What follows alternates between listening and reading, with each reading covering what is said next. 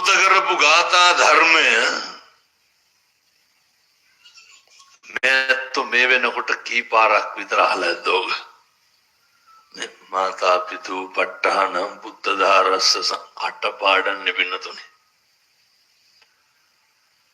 මේ පළවෙනි පේලි දෙක හරියට කරගන්න බැරුව තමයි නායක හාමුදුරුවනේ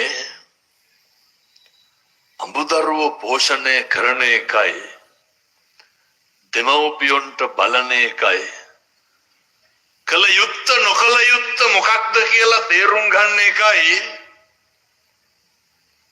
කරගන්න බැරි හින්දානේ පින්නතුනි ප්‍රශ්න කියමු බලන්න ඔය තුනේ ගැළපීමක් නැතුව ඇති වෙලා තියෙන එක ප්‍රශ්නයක් ගෙවල් වල 7-800ක් ඉන්නවද 4-5නේ ඉන්නේ ඔය ජීවිතේ ඒතා කාලේ ඉඳන් අද දක්වාම නැහෙන්නේ මොකේද ඔය මෙතන කවුරුවත් ඉන්නවද අපිට කන්න කියලා රස්සා කරන මොකටද ඔට්ටු වෙන්නේ පවුලට එක්ක දරුවෝ පවුලක් නඩත්තු කරන එක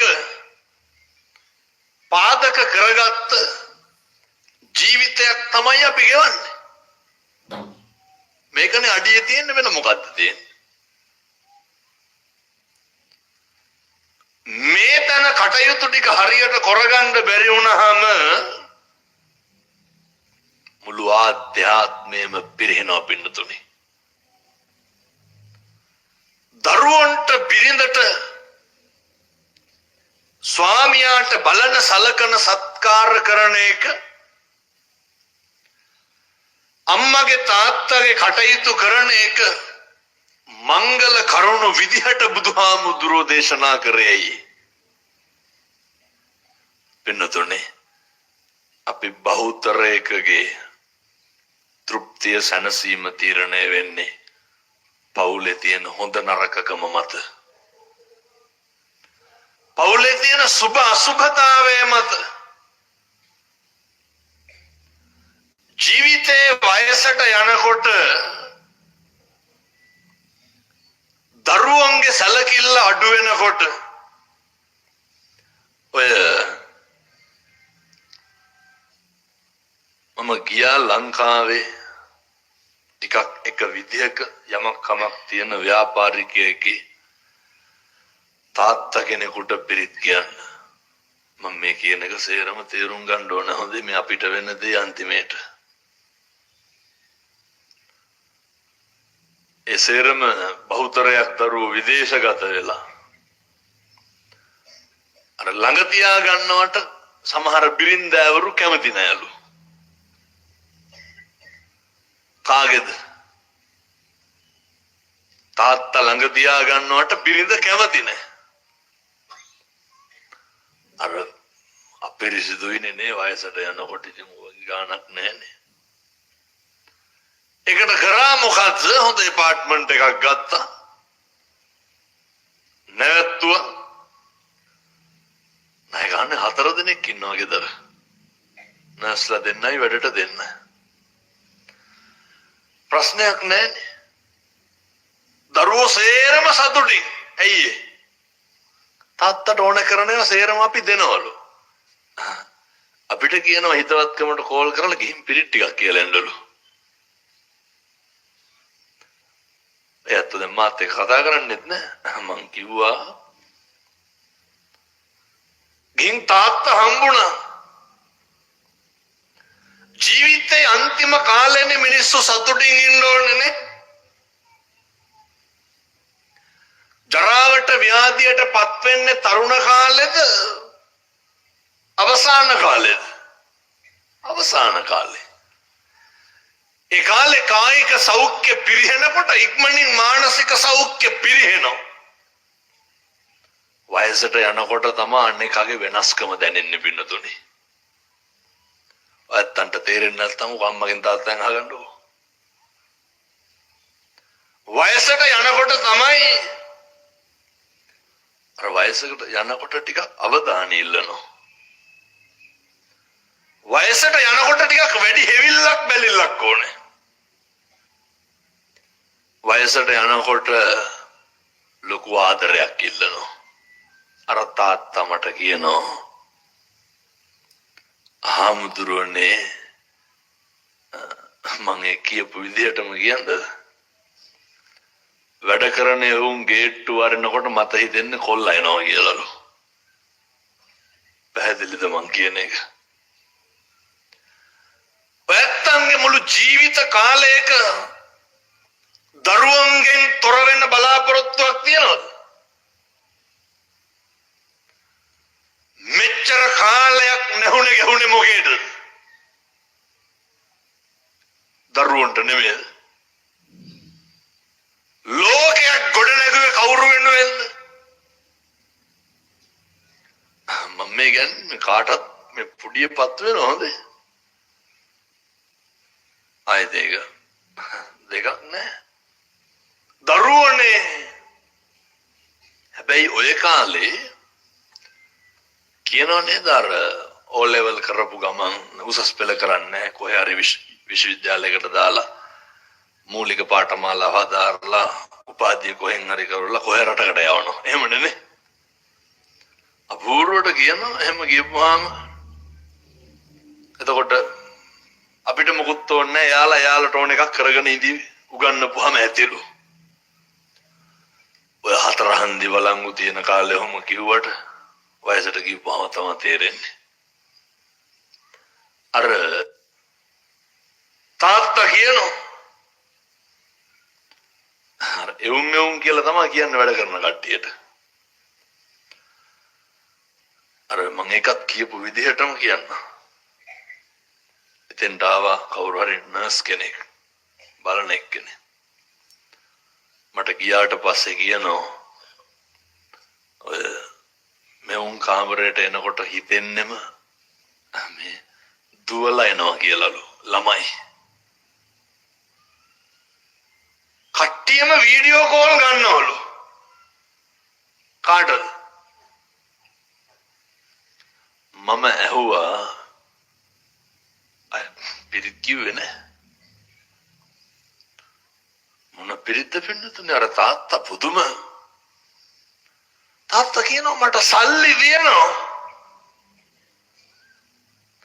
ඕන දලකාරයෙක්, ඕන බලකාරයෙක්, ඕන අධිපති කෙනෙක්, ඕන නායකයෙක් අවසානයේ වැටෙන තැනක් තියෙනවා.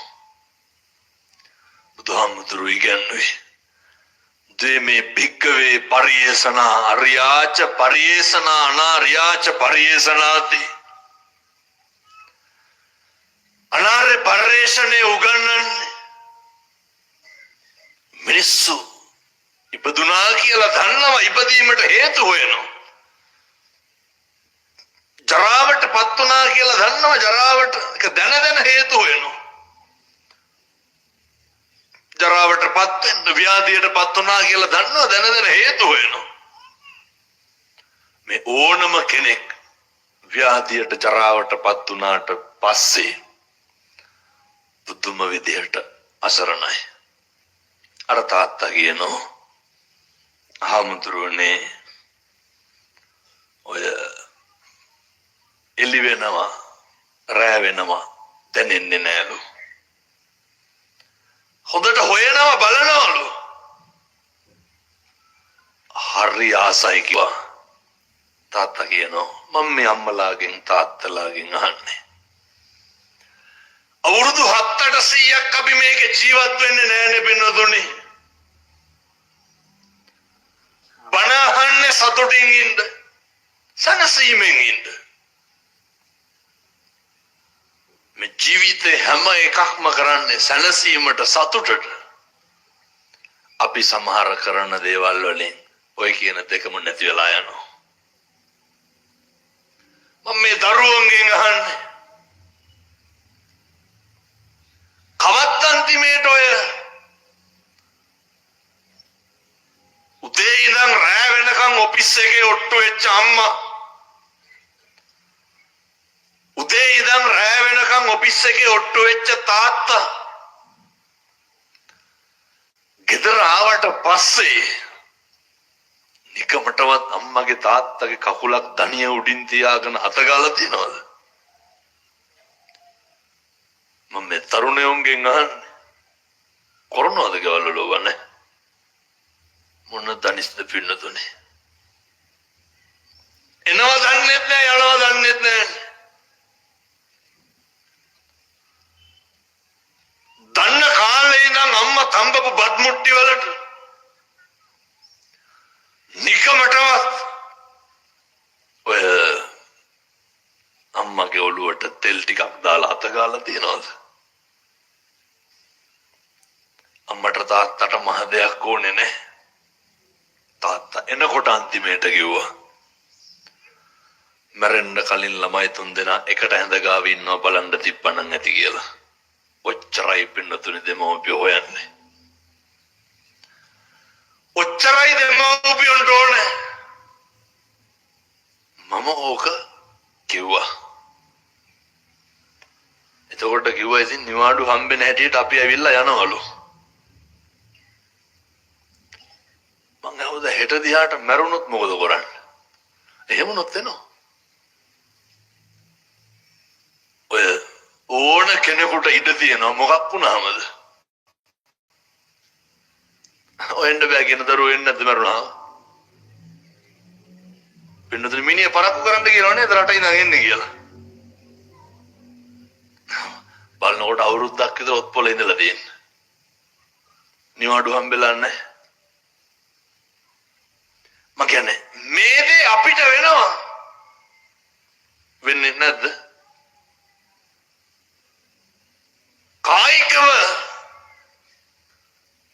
අපි ව්‍යාධියටපත් වුණාට පස්සේ નિરાයාසයෙන් අපි මානසිකව වැටෙනවා. එතකොට අපේ සල්ලි එතකොට අපේ අර බුදුහාමුදුරුවෝ උගන්වනවනේ පුත්තාමත්ති ධනම්මත්ති නේති බාලෝ විහඤ්ඤති. මට දරුවෝ හිටියා මට ධනය තිබ්බා. එනතන පුදුම විදිහට ඔය මේ සජීවී පෙන්වන හින්දා සමහරක් ඒවා කියන්නත් බෑ. මම මේ කාගෙනවත් වෛරෙන් කියනව නෙමෙයි හොඳ. ඕන තරම් අපි දැකලා තියෙනවා. තාත්තා බාත්රූම් එකේ වැටිලා මැරිලා. එතකොට අධිකරණ වෛද්‍ය වාර්තා වෙනවා අධික ලේ වහනය තුලින් මැරිලා තියෙන්නේ. මිනිහ කුණු වෙලා තමයි අල්ලපු ගෙවල් වලට ගඳ ඇවිල්ලා හම්බෙන්නේ. කවුරුවත් නැහැ. අන්තිම මොහොතේ වැටෙනකොට මොනා හිතෙන්නේ නැද්ද? ජීවිතේ කොච්චර කාලයක් සතුටින් හිටියත් මම මේ කියන්නේ වයසට යනකොට කාටත් ඇති වෙන මහා එපා කරපු කාලකන්ණි හැඟීමක් තමයි තනිකම කියන්නේ පින්නතුනේ. තනිකම තමන්ගේ සමීපතමයන් කවදාවත් තනි කරන්න එපා. ඒ වේදනාව ඇති වෙන්නේ ඒක කවදා හරි අපිටත් විඳින්න වෙනවා. ඉතින් ඔය වයස ගම්මල තාත්තලා විතරක් සේරම ඔළුව වරනවා. ඇයි? එයාලා දැනට ඒක භුක්ති විඳින්මින් සිටිනවා. භාග්‍යවතුන් වහන්සේ පැහැදිලි කරනවා ඊට පස්සේ අඹුදරුව පෝෂණය කරන එක. ඔය දෙන් හරියට මේ කාලේ මද්ද්‍රව්‍ය ප්‍රශ්න තියෙනවනේ ලංකාවේ. අපි මම මේ පාසල් වලට දොස් පරොස් එහෙම කියනව නෙමෙයි. විවිධ අම්මලා තාත්තලා එනවනේ හම්බෙන්න. අවුරුදු 15යි 16යි ගෑනු දරුවෝ කියනවා හාමුදුරුවනේ හරි ප්‍රශ්නයක්ලු දුව ඉලෙක්ට්‍රික් සිගරට් එකට පුරුදු වෙලාලු. කෝට්ටේ දරුවෝ එහෙම නැතුව ඇති මං කියන්නේ. බොහෝ පැතිවල එහෙමයි. මොකක්ද ඒකට කියන්නේ? වේප්. දැනටත් වාහනේ තියෙනකොට. අවුරුදු 15යි 16යි. නත්ති මේ සරණං අඤ්ඤං ධම්මෝ මේ සරණං වරං. ධර්මයෙන් තොර සරණක් නැහැ. කටුනායක කොල්ලට අවුරුදු 19යි. මං ගියා මල ගෙදර. බයිසිකලේ වැදිලා මරුණා කොල්ලා. අර තණ්ඩෝදෙන් බයිසිකල් උස්සුස් යනවා ළමයි. තාත්තා මම කකුල් දෙක අල්ලගෙන අඬනවා. හාමුදුරුවනේ එක හීනයලු තිබ්බේ. තමන්ගේ දරුවා මට කිව්වේ කොල්ලා කියලා. අර හරි කැමැත්තක් තිබ්බලු කොල්ලව තුරුල් කරගෙන ඉන්න. පැහැදිලිද මං කියන එක? මොන තාත්තද අකමැති? අර අවුරුදු 19 කොල්ලට පෙරුම් පිරුවලු ජීවිතේ කොල්ලව තුරුල් කරගෙන ඉන්න බැරි වුණා කිව්වා. මරුණා. අපිට අපේ දරුවෙක් වැළඳ ගන්න වෙලාවක් තියෙනවද? අම්මලා තාත්තලා හිතන්නේ ටියුෂන් ෆීස් දීලා ඉස්කෝල ගාස්තු දීලා වාහනේට සල්ලි දීලා තම්බලා අරපුවාම හේරම හරි කියලා. එහෙම නැහැ. අපිට අපේ දරුවෙක් පුරුල් කරගන්න වෙලාවක් තියෙනවද? අම්මලා තාත්තලා දැනගන්න ඕන හොඳේ. ගෙවල් වල හරි ආදරෙන් ජීවත් වෙන්න. හරි ලෙන්ගතුව ඉන්න. පින්නතුනි ගෙදරක් කියන්නේ වහලට සෙවිල්ලක්ම නෙමෙයි. නිවසක් කියන්නේ සංස්කෘතිය. ඒ සංස්කෘතිය ඇතුලේ ගොඩනැගෙන විදිහට තමයි ජීවිතේ දුකයිද සැපයිද තෘප්ති කරද අතෘප්ති කරද කියන එක තීරණය වෙන්නේ. දැන් මේ තාත්තලාගෙන් අහුවොත් එහෙම ඔය දැන් බැඳලා ඉන්න අම්මලා පතනවද මනසුමත්තට මගේ බිරිඳ හම්බයන් කියලා? දැන් විවාහ වෙලා ඉන්න මගේ අම්මලාගෙන් අහන්නද?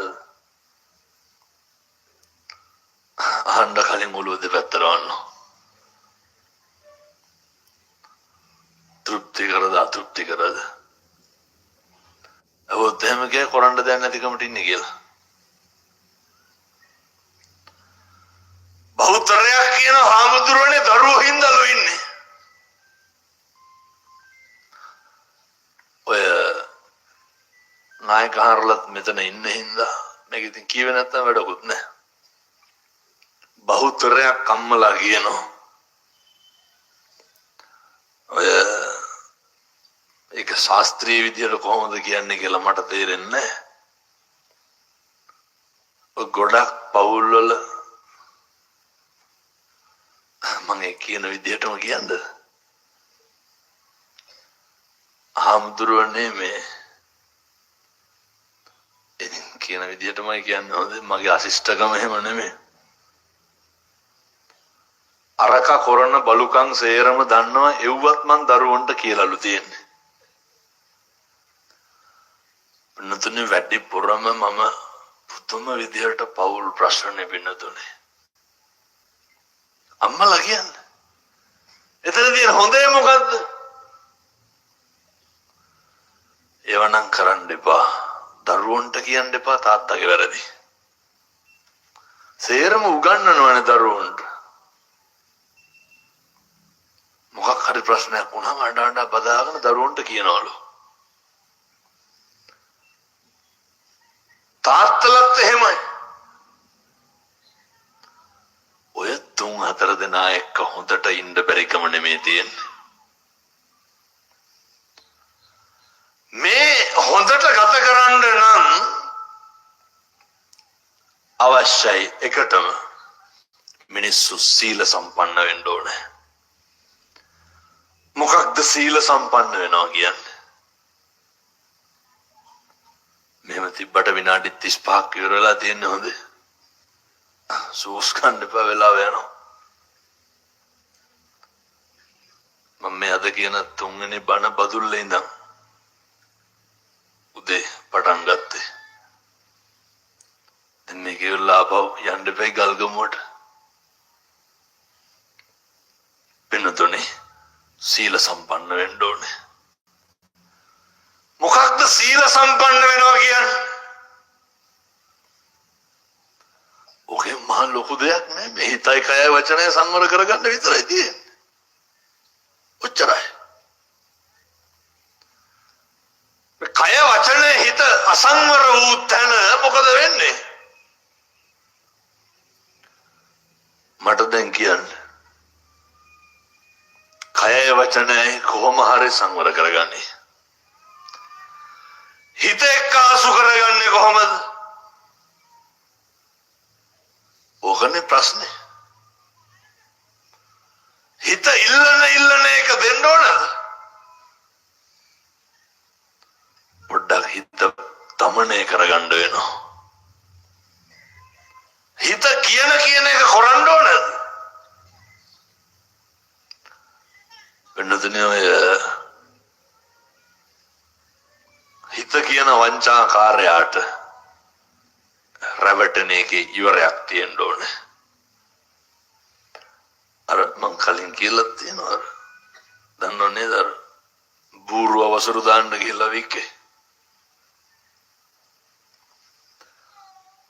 රැවටෙන එකේ කෙලවරක් නැහැ. දැන් විනාඩි 10ක් විතර ටිකක් ගෙදර ඉඳ ගන්න ගිහිල්ලා. නිදහසේ කල්පනා කරන්න. කවුරු ගැනද? දවසට විනාඩි 10ක් හරි ඔය ඇත්තොත් එක්ක තනි වෙන්න බින්නතුනේ. කරන්නෙම නැති දේවල්. මම කවුද? මම මොකක්ද කරන්නේ? මම මොකක්ද කරන්න ඕනේ කියන එක විතරක් අහන්න. මම කවුද? මම මොකක්ද කරන්නේ? මම මොකක්ද කරන්න ඕනේ කියන එක විතරක් තමන්ගෙන් අහන්න. එතකොට මතක් වෙයි. අම්මලාට මතක් වෙයි මම අම්මා කෙනෙක් කියලා. තාත්තලාට මතක් වෙයි මම තාත්තා කෙනෙක් කියලා. එතකොට කොරණ කුපාඩි වල දේරව නවත්තනවා. ඔය කෝට්ටේ පැත්තේ එහෙම නැතිව ඇති හොඳේ මම මේ කිව්වට. පැත්තොන්ගේ රියැක්ෂන් වලින් හිතෙන්න කෝට්ටේ තරම් වෙන කොහෙවත් එහෙම නැහැ කියලා. දරුවන්ට මතක් වෙනවා මම දරුවෙක්. නිකම් මම කියනවට මේක හිතන්නකෝ. මම කවුද කියන එක ජීවිතේ ඉස්සරළම හිතන්න පුරුදු වෙන්න. මම මොකක්ද කරන්න කියන එක බලන්න.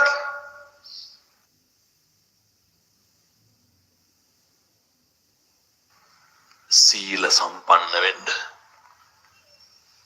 මේ පන්සිල් පද පහ රැක ගන්න පුළුවන් එකම ආත්මය මොකද්ද? මනුෂ්‍යාත්ම භාවයේ පින්නතුනේ.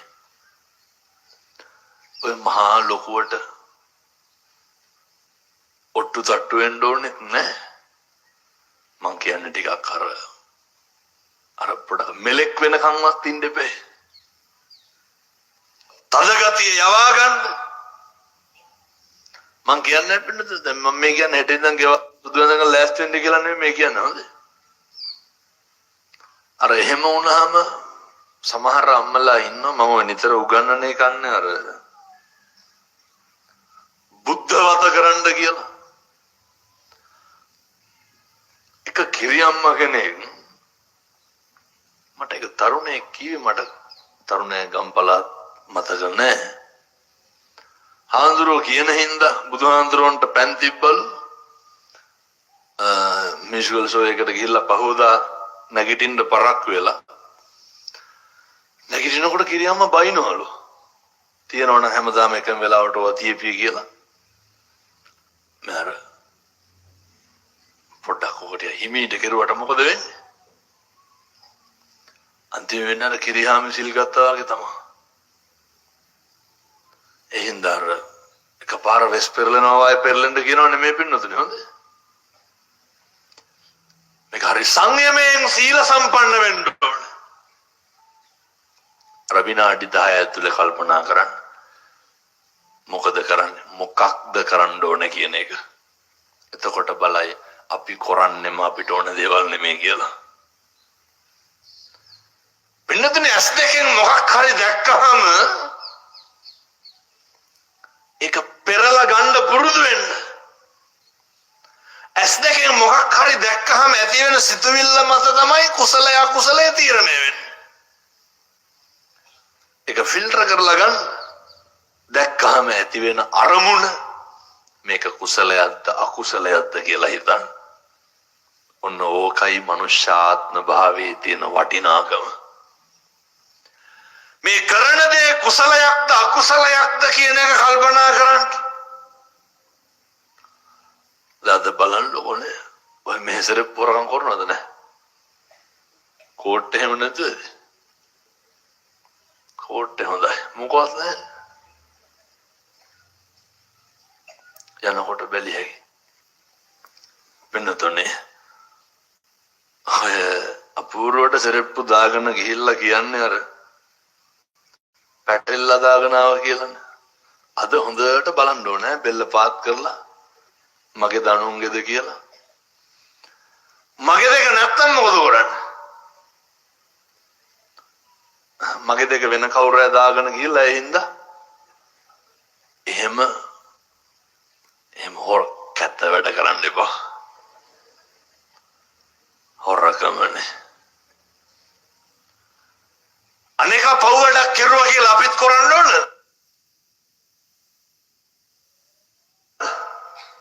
එහෙම එකට එක කැපෙන්නේ නැහැ. පුරුදු වෙන්න. මායත් කියන්නේ සීල සම්පන්න වෙන්න. බුද්ධත්වයේ ප්‍රාර්ථනා කරගෙන පෙරම් පුරපු බෝධිසත්වයෝ ඇවිල්ලා කුස පිළිසිඳ ගත්තෙත් මහා මායා දේවියගේ මොකක් සමාදන් වුණායින් පස්සේද? පෙරවස් සමාදන් වෙලානේ හිටියේ මහා මායා දේවිය. සීල සම්පන්න වෙන්න. අපේ වචනේ හික්මෙන්න ඕනේ. ඔය වචනේ බලන්න පුළුවන් වුණාද හික්මීම කොච්චරද කියලා.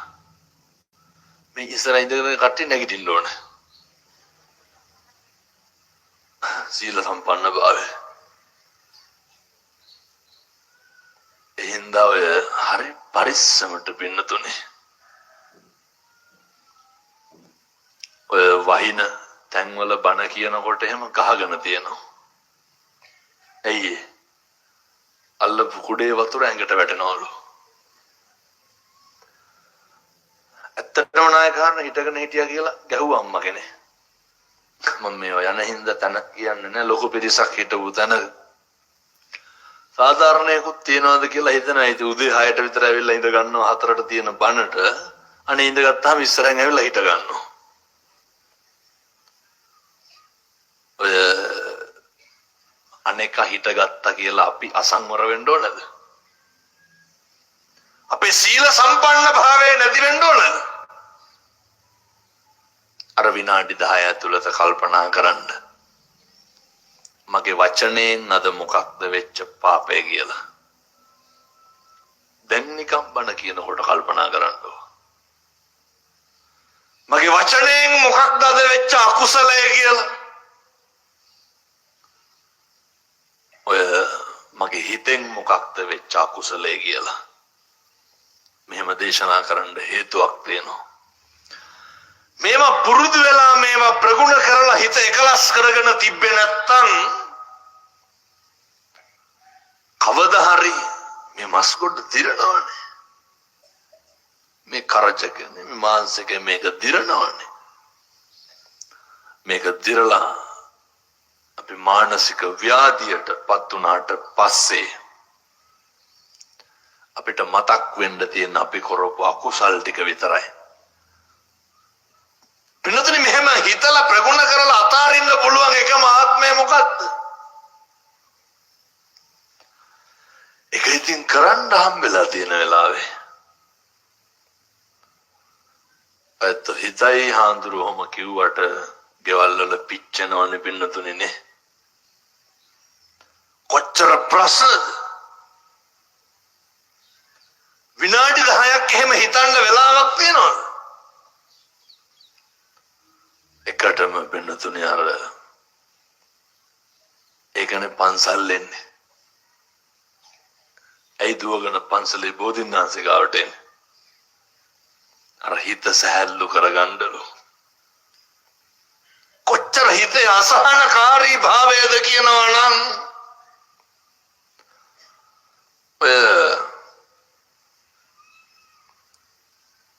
මේ පැත්තෙම තමයි දරුවා දැම්මේ පුද්ගලික පාසලකට ගිහුවා. හොඳට ඉංග්‍රීසි ටික හදාගත්තලු. හම්දුරනේ යාළුවොත් එක්ක එක වුණාලු. කොල්ලන් නැති වුණා කිව්වා. මං එහෙනම් මොකද කරන්නේ? නැගිටිනකොට හැමදාම 2300ක් ටේබල් එකෙන් තියලා තියන්න ඕනලු. එයි නැත්තම් කාර් එක කණුවේ හප්පනවලු.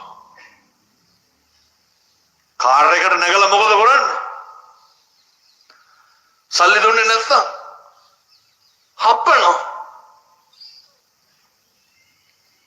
කියනවා මැරෙන්න බැරිකමට ඉන්න මොකක්ද කරන්නේ කියලා. මේ කැත කුණු අත ගාලා ලේක් ටික කිරි කරලා පොළ හදපු දරුවෝ වෙන මොකක්ද මේ අම්මලාට තාත්තලාට තියෙන පීඩනය? පුරුදු වෙන්න වෙනවා දරුවෝ හදනකොට. මම මේ තරුණියන්ට කියන්නේ දඩබ්බර ගති ටික ටිකවත් නවත්තන්න. සීල සම්පන්න භාවයේ විතරක් සකස් කරගන්න. ඊට පස්සේ අපේ වචනය පරිස්සම් වෙන්න ඕනේ. මම ඉතින් හැමදාම මේ දේශනා කරනවා කෝට්ටෙත් කියනවා. අම්මලා මේ වෙනකොට කී ගමනක් විතර කුණු හරපෙන් බැනුම් අහලා තියෙනවා. අදිෂ්ඨාන කරන්න